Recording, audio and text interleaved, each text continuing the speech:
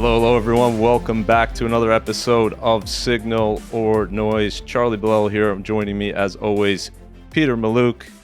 Peter, today, just one topic, Triumph of the Optimists. If you remember, this was a book that came out in 2002 when actually people weren't really feeling very optimistic at all at the time, and really made the case for stock market investing over the long run. Do you remember when this book came out and kind of the message from it? I do, and I love that it's our topic today. Great. So we're going to jump right into it and just go right into the data and start out with something you've probably seen before from us, but I just want to talk through it here. What are they talking about when they're talking about the Triumph here? Well, they're talking about comparing stock investments, so ownership, as you always talk about, to lending. So 10-year treasury bond I'm looking at for the bond market proxy, and 3-month treasury bills for cash. And you could see here in terms of nominal returns, it's a clear winner in terms of the stock market in the long run since 1928, 10% return for stocks, 4.5% for bonds, and 3.3% for cash. And of course, these returns are not static, they're always changing. But here's the big one, and this was the big message from the book, Peter, that I know you often emphasize. There's this pesky little thing called inflation. And once you take into account inflation, it's really startling what that does to the returns here. Stocks still in the US returning 6.9% per year. Bonds drop down to 1.5%, and cash barely above inflation over time. Yeah, I mean, this is the chart that tells it all. I mean, owners beat lenders over the long run. Lenders tend to be pessimists. Hey, I don't want to bet on the business. I want to just pay me this monthly payment, and let's call it good. Owners are betting on the future. They're betting on growth, and the owners are the optimists, and the optimists have won hands down. So then the question always becomes, Peter, people will bring up countries like Japan. They'll talk about Germany and, after the world wars and various situations where countries have been decimated. Obviously, in more recent years, Russia would be an example for U.S. investors. And so they'll ask the question, well, is the U.S. experience an anomaly in terms of should we be expecting that for every country? Is everything equal?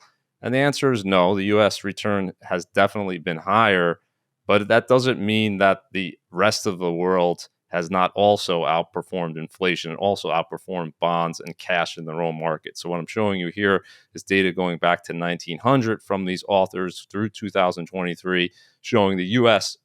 real return is 6.4% per year after inflation. If you look at all global stocks, so including the US and everything else, you're at 5%. And then if you take the US out, you're at 4.3%. So if you look at something like this, Peter, clearly stocks, they looked at 35 different countries for this analysis. Clearly, it's a global phenomenon, but often people will say, well, this is a case just to invest in the US. And what would you say to those investors? Yeah, don't have all your eggs in one stock, don't have all your eggs in one country. While there's plenty of evidence that the optimists and the owners have won, there's also overwhelming evidence that not all countries win, right? So you got to get those eggs spread out in different baskets. In fact, we know that empires fail. That's just a normal part of how things work.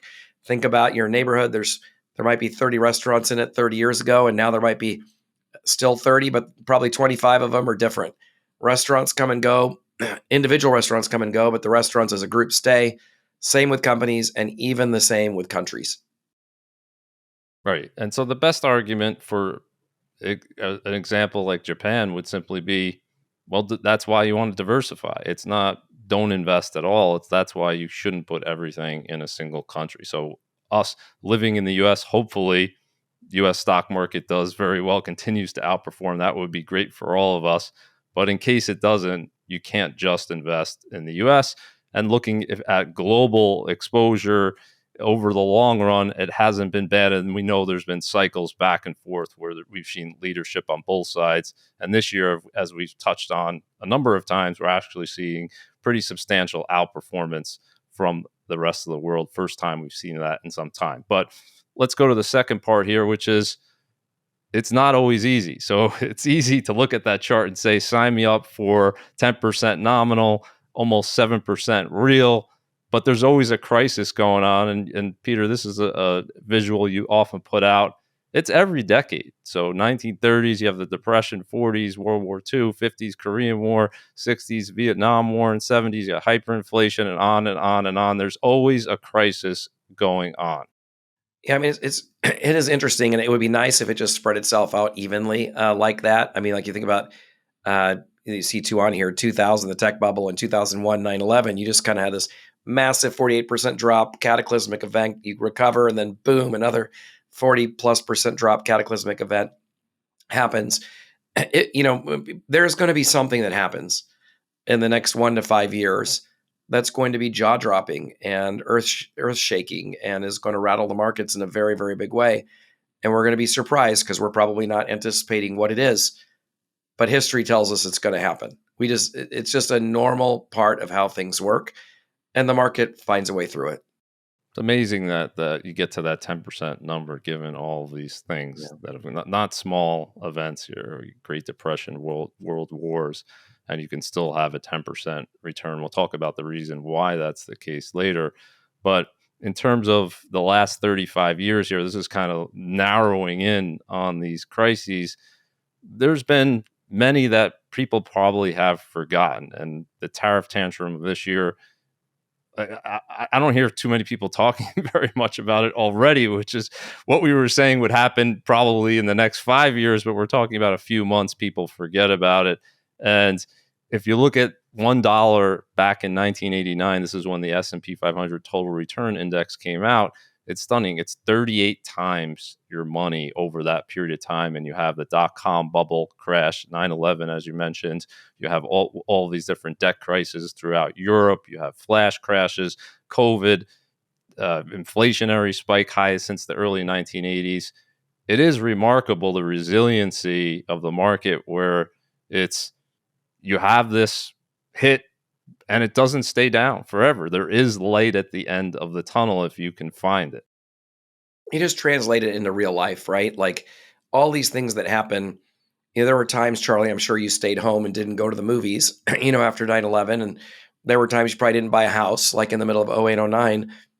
But at the end of the day, no matter what happened on this chart, you eventually buy another house, you eventually buy another car, you eventually buy another washer and dryer, you start going to McDonald's or Applebee's or whatever, Cheesecake Factory. We go back about our normal business. And when you're going back to your normal business, you're spending money and companies make money and the market recovers. What these pauses show is these periods of time where people contract, but that's not human nature. Human nature is the second that we see a glimmer of hope, like, oh, we think we're going to die from COVID, but now we realize we're probably not going to die. We're immediately going to go out and spend money, and the market comes back very, very quickly.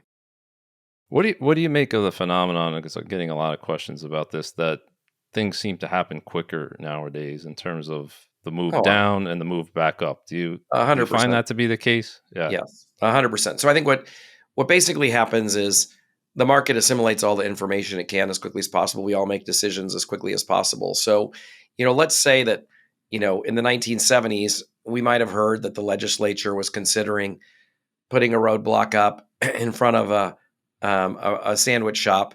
We might not want to buy that sandwich shop, right? Because there might be a roadblock for a year.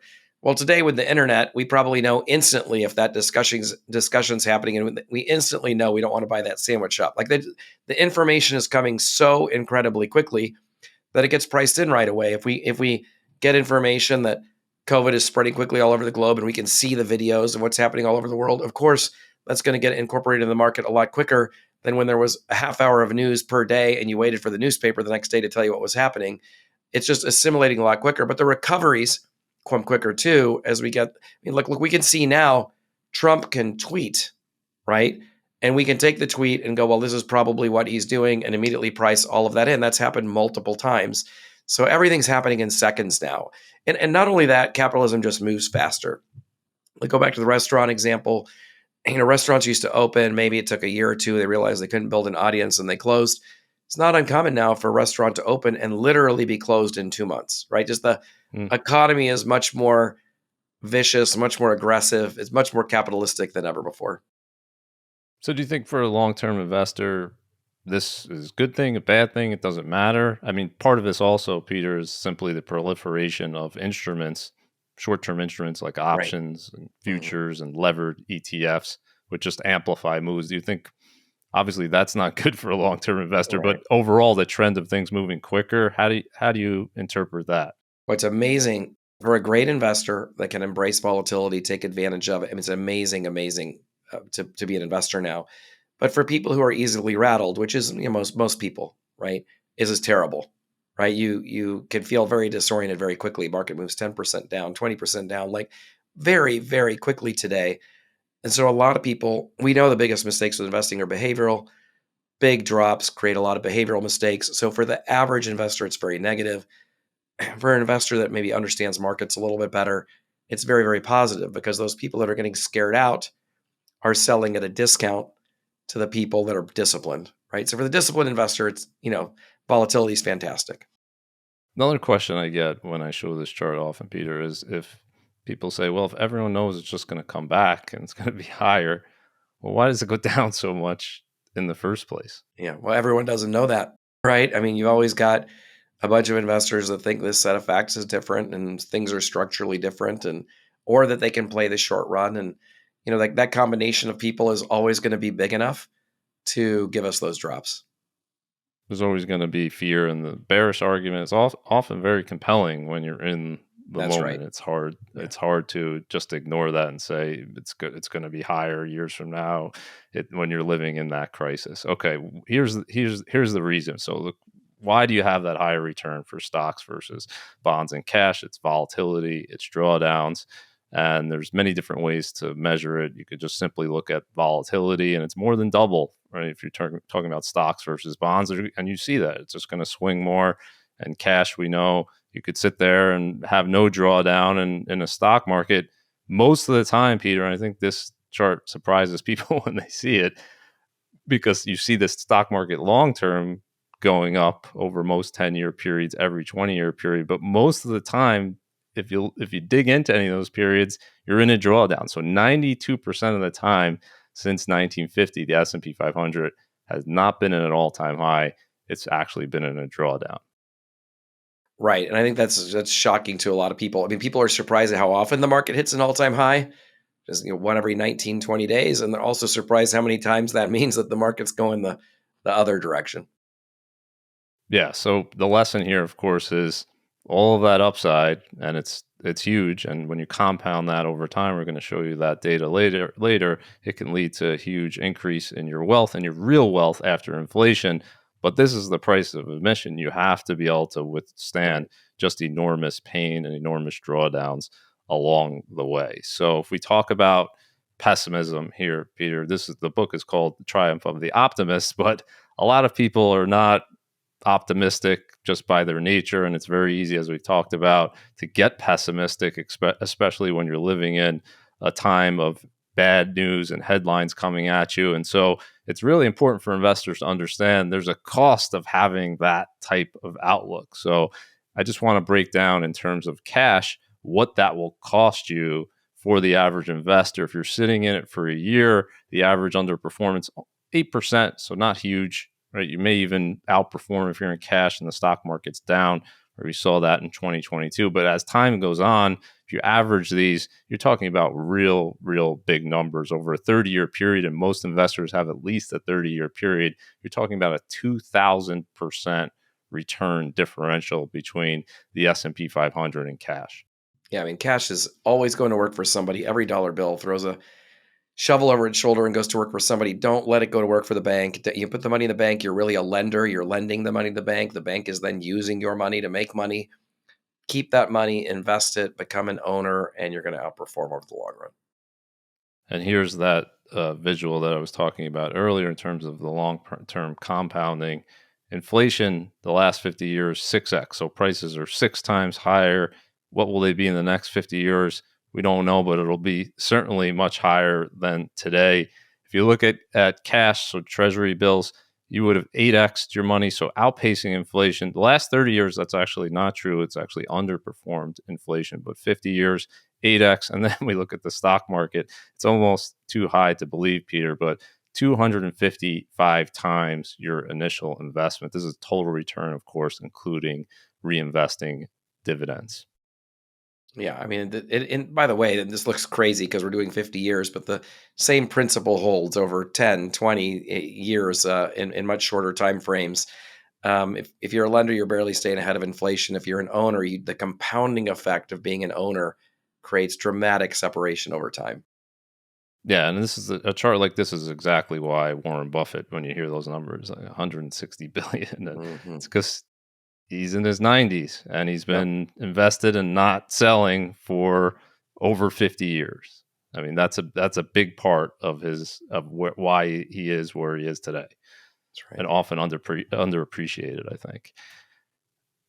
Okay, let's talk about why you should be a rational optimist. So you should definitely be skeptical and be aware of the risks out there. But in terms of the next 10, 20 years, what we like to say is it's rational to be optimistic because you have this ongoing trend of innovation and human progress. And I just want to talk about this chart right here, Peter, that I know you posted about on X, looking at literacy rates. And I think it would blow people's minds to know that 200 years ago, only 12% of adults could read and write a short, simple statement on their everyday life. 100 years ago, it was still less than 1 out of 3. And today, it's 87% of the world population. And so much of the progress we've made as mankind, the tens of thousands of years we've been around, have been in the last 200 years. It's staggering, from literacy to uh, live birth rates, life expectancy, GDP, quality of life. But this one really tells an incredible story, right? I mean, 12% of people could read and write 200 years ago. Today, only around 12% of people can't read or write. I mean, we're really accelerating. Mankind is really accelerating at an increasing rate. Most of this as well happened in the last 70 years, and we see that with all the other trends too. Why do you think something like this never ever makes the news? Right. Oh, for the obvious reasons that negativity sells, fear sells, making people angry sells. And there are so many. What's interesting is that the really big. If you were to ask somebody, well, how is mankind doing? What are the most important things you would want to see? Literacy, better quality of life, less poverty, less wondering about where your meal is going to come from, less people dying in war. If you watch the news, you would assume more people are dying in war than ever before. In fact, and this is crazy to say, and it's watching the suffering I see. You can see online now. It's devastating to watch. But your odds of being killed in a war now are the lowest they've ever been in history, which is kind of a hard thing to grasp given everything we watch every day. Yeah, it's stunning. You have to kind of seek out positive long-term trends because you're Yeah. not going to get them from the news. And I know you highlighted a number of these in your book, Money Simplified, Peter, but here's a visual that I grabbed just talking about technology and how important that can be to drive not only markets higher, but our well-being overall as a society. Yeah, I mean, think about like what technology does for us. Four big things. One, it compresses time. You go from the wagon to the car to the jetliner. It expands our knowledge. You go from stone tablets to library, Wikipedia, and then it helps your personal experience. We used to, as a kid, I listened to the Royals on the radio at night or watched them on TV, and then there were 1,000 cable channels and then DVDs whenever you wanted. Now you can watch. There's billions of dollars of entertainment at your fingertips to watch and pause and forward and rewind whenever you want, and it lowers costs. I mean, the TVs are better, computers are better, but they actually cost less. And technology and innovation drives economies. We know that when we're in a period of technological advancement, that economies tend to expand. And we are definitely in a period of technological advancement now. The biggest pessimist in the world would have to agree with that. And on the cusp of an AI revolution that we can't begin to fathom what it means to us over the next 5 to 10 years. I'm most excited about the healthcare breakthroughs that are, I Hmm. think, going to just be stunning as I talk to people in the biosciences and medicine. And it's incredible to think about what's possible in the very, very near future. Yeah, so when we started the show a little over 2 years ago, it was just at the cusp of this People were just starting to use ChatGPT and things like that. And now I talk to people all the time. My first question when we talk about work is, how do you use it? How often do you Right. use it? And what I've noticed, Peter, is it's exponential in terms of the increase in usage. Have you noticed that as well in your own experience? Are you using it more, and are you seeing Oh, people yeah. throughout creative planning starting to really use these Yes. tools? Yeah. It's starting to be used. And a lot of my business owner clients, I'm seeing them use it in different ways, but I really think we're maybe 1% of what's about to Mm. happen. And I think that we'll see in the next 2, 3 years real dramatic change. So we're just at the cusp So of what you can very do not with even this the type first of not even the technology. first out of the first inning. In terms of productivity, and people are throwing out crazy numbers in terms of what this will do to the average worker. But I was talking with someone the other day, and I said it's not a stretch to say that this could very quickly 2x the productivity of a lot of Oh, knowledge at workers, least I mean, like, at least. the internet alone 2x, right? More than 2x, and so you Mm. think about, like, what you can do today versus what you could do in the 1990s is dramatically different because of technology. AI, we're gonna 10x that. I think productivity is gonna be way, way beyond, 2x, with AI.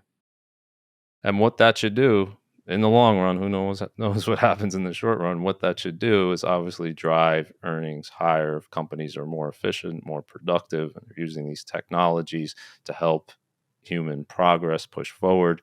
Their earnings should be higher, and of course there's going to be inflation as well. And you often talk about this, Peter, but 98% correlation over the long run since 1900 between earnings and stock prices. So why should you be rationally optimistic? Because 10, 20 years from now, if you had to make a bet, earnings are going to be much higher than today. That's right, and the stock market eventually, and the keyword is eventually, will track those earnings. Right. And 2025, really interesting because it's compressed all of the things we just talked about into just a little over half a year. Even the half a year would have sufficed to meet all of the criteria for what we've talked about in terms of being optimistic despite challenging period of time. We had a crisis. I guess it's been forgotten by now, but just looking at these headlines from back in April, there was a lot of fear going on. Dow down a couple thousand points. You're talking about bear markets. You're talking about recession fears and all the rest of it. So we had the crisis, Peter, just remarkable speed that it's recovered actually this quick from the crisis. Are you surprised at the speed of it? I know back then you were saying once the uncertainty is removed, you could see just a huge, huge, quick advance higher. But are you surprised that nobody's talking about a crisis anymore? This is kind of like what you and I talked about. I'm not surprised at all. This is exactly how I expected this to play out. I didn't Obviously there could have been anything could have happened, but it seemed like unreasonable to go on the extreme path that we were on. And once the shock and awe of that was over, and people realized that's where we were not going to go, and when Trump announced that's where we weren't going to go, the return doesn't surprise me. If anything, the market might have gone too far the other way and kind of ignoring warnings from the bond market about a potential slowdown. So we'll see, but I'm not surprised at all about the clouds over the tariff tantrum evaporating and the market quickly recovering. Okay, and the price of admission, uh, it's here again, right? We had 19% drawdown on a closing basis. Intraday, we got over 20%. So technically, if you look at intraday pricing, it was another bear market this year, which was actually the fourth in the last 7 years happening. As we talked about, seems to be more quickly, but also recovering more quickly. And if you look at this chart, Peter, it's just fascinating to learn that, and this is just going back to 1980, but the average intra-year drawdown is 14%. That's average, and we've seen many much higher than. If I asked you, well, what do you think the S&P 500 return over this period of time? I don't think anyone would guess actually it's 12% since Yeah, 1980. incredible. But that's the price. And those drawdowns, those percentages don't seem like a big deal. But of course, from the levels that we're at, you're talking about 7,000 point drops. Those can get under people's skin. Right. And you always convert to dollars. So if you were a Right. 100% equity investor in the US and you were talking about April and you were down and we were talking about, I think someone was saying to you what I could have bought with the money that I've lost with that 20% Right. drawdown. Right? Wasn't that somebody had said that to you? Yes. And like, so it's real when you see that Yeah. dollar amount go down. That's right. It's not a hypothetical. Yeah. And we have the technology innovation story, and it's hard to believe what Nvidia has done when it hit a Incredible. trillion dollars just 2 years ago. Right. We thought that was Incredible. a lot. Well, it's 4x since then. It's the first $4 trillion company. That's over the last 10 years, 377x increase. It's now 8% of the S&P 500, which is the highest for any individual stock on record going back to 1980. Just a stunning visual to see, but not surprising given what we just talked about in terms of AI and how important it's going to be, I guess. Yeah. Until other people can help power the AI revolution, they're just gonna. It's just incredible to watch. Yeah, Google just came out with earnings and they were talking about upping their investment another 10 billion. They're going to be spending like $85 billion in a single year, and a lot of that going into the arms race essentially for AI. So we're still in that phase. Like, it seemed like a lot last year, 2 years ago, and now it's just keeps increasing and increasing. And we don't know how long that cycle will go, but we do know there's going to be massive, disruptive change based on this. And the market's making a bet of who's going to benefit. I think ultimately many companies will benefit, but in the short run, you're seeing a narrow group of companies really show the significant upside, which is an argument for diversification, as we talked about. Because if you're an investor that's globally diversified, what's your number one holding? It's Nvidia, right? If you didn't make any bet, you just made a market cap bet. This is your number one holding, and Microsoft number two, obviously being highly involved in AI as well. But let's go to the end of the story here, Peter. If you stuck through it, if you 21% drawdown at the low, the triumph is the other side, right? 32% advance off of the April lows. S&P 500 total returns up about 9% so far this year, outpacing bonds, outpacing cash. Back in April, it looked like a bad move to be in the stock market versus the safety of cash. Today, not so much. Incredible. It's a great chart to end the optimist, the triumph of optimist segment.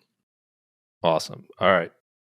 Everyone, we want to remind you that we're doing these regional connects all around the country. These are just some of the cities in the next year. This is just for this year. Next year, we have a whole new group of cities. We're going to be in Seattle, Omaha, Denver, Atlanta, Tampa, and Miami, Fort Lauderdale. I'll have a link in the show notes, so hope to see you there.